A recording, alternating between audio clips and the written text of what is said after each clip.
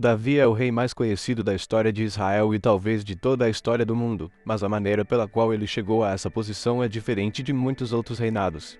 Estamos acostumados com uma imagem bem definida do que é uma monarquia, sempre com reis antigos em mente e uma sucessão baseada puramente em linhagem sanguínea. No entanto, o início da monarquia em Israel foi bem diferente. Para chegarmos a Davi, o homem segundo o coração de Deus, vamos recapitular algumas coisas.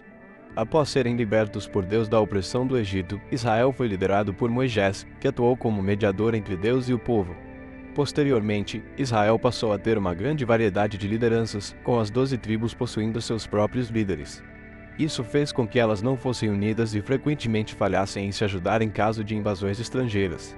Além disso, rivalidades e disputas entre elas causavam muitos conflitos, como ilustrado no livro de Juízes. O final de Juízes faz um apelo à figura de um rei, ressaltando a necessidade de união das tribos, reconhecendo que as outras nações eram mais poderosas por se organizarem em monarquias. As autoridades de Israel pediram um rei a Samuel. Deus não se agradou desse pedido, pois ao pedirem um rei, estavam recusando a Deus como rei divino. Apesar disso, o pedido seria atendido. Como não existia uma família real, Samuel, que atuava como juiz, profeta e sacerdote, foi responsável por nomear a primeira linhagem real de Israel, e o primeiro escolhido foi Saul. Temos um vídeo especialmente sobre essa escolha em nosso canal, mas vale ressaltar que ele era exatamente o tipo de rei que agradava ao povo, com qualidades externas notáveis, mas desagradava a Deus de muitas outras maneiras. Saul foi um grande rei militar, mas era profundamente orgulhoso e mundano. Ele desqualificou a si mesmo para reinar em Israel, pois rejeitou a submissão ao rei divino. Deus chegou a dizer a Samuel que se arrependia de haver constituído Saul como rei. Isso não significa que ele havia mudado seus propósitos, mas que havia chegado a um ponto em que já não podia mais usar Saul. O desejo de Deus para a nação era que o rei fosse um homem que ouvisse e praticasse sua vontade. É aqui que entra Davi. A escolha de Davi fugiu de todas as expectativas iniciais. Assim como foi com Saul, Davi seria ungido primeiro em segredo. Existe algo marcante logo no início da história deste jovem. O Senhor ordenou a Samuel: enche o seu jarro com óleo e vá a Belém, eu o enviarei a Jessé. Escolhi um dos filhos dele para fazê-lo rei. A forma como o Senhor se pronuncia aqui contrasta grandemente com a forma como se pronunciou no caso de Saul, quando o povo pediu um rei. Samuel viu Eliabe, um homem forte e alto, e logo pensou que aquele seria o escolhido do Senhor. Mas estava enganado. O Senhor disse: não considere a aparência, pois eu vejo o coração. É possível que Samuel estivesse esperando um homem semelhante a Saul, mas esse não era o propósito do Senhor. Chamaram então Davi, o oitavo filho, o mais jovem de todos, considerado tão improvável que nem acharam necessário trazê-lo antes do trabalho com as ovelhas.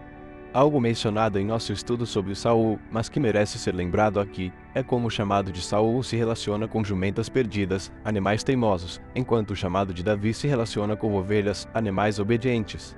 Davi era claramente subestimado pelo próprio pai, mas Deus o havia escolhido para reinar. A palavra diz que ele era ruivo, de belos olhos e boa aparência, mas não tinha a estatura de um homem de guerra. Samuel ungiu, ou seja, consagrou Davi com óleo para o Senhor, e o Espírito Santo passou a habitar em seu coração, guiando-o e mudando sua sorte.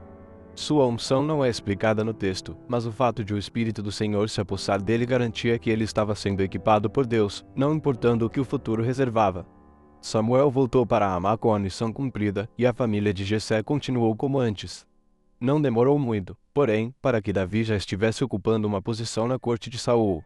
O rei rejeitado vivia atormentado por espíritos malignos, e Davi ganhou destaque por sua habilidade na harpa. O ponto de grande triunfo de Davi, que o tornou conhecido por todo o povo de Israel, foi sua lendária luta contra Golias. Enquanto todo o exército de Israel e o próprio rei Saul se amedrontavam diante do gigante filisteu. Apesar de os eventos serem seguidos na Bíblia, acredita-se que cronologicamente Davi tenha enfrentado Golias antes de ser chamado para tocar sua harpa diante do rei.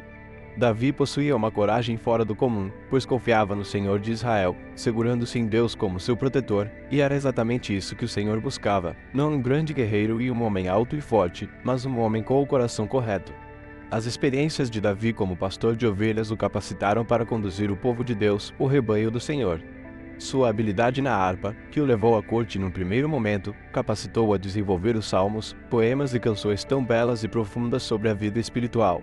Mais do que a habilidade com espada, a capacidade que Davi tinha de abrir seu coração diante de Deus e expressar suas dores foi o que fez dele o rei mais conhecido de Israel. Pela graça, Davi ainda recebeu a promessa de ter seu trono estabelecido por toda a eternidade, promessa cumprida com a chegada de Jesus, descendente de Davi e aquele cujo governo não tem fim. Ainda temos muito a destacar sobre a vida e o reinado de Davi, mas por enquanto, se você gostou do vídeo, não deixe de curtir, se inscrever no canal e ativar as notificações.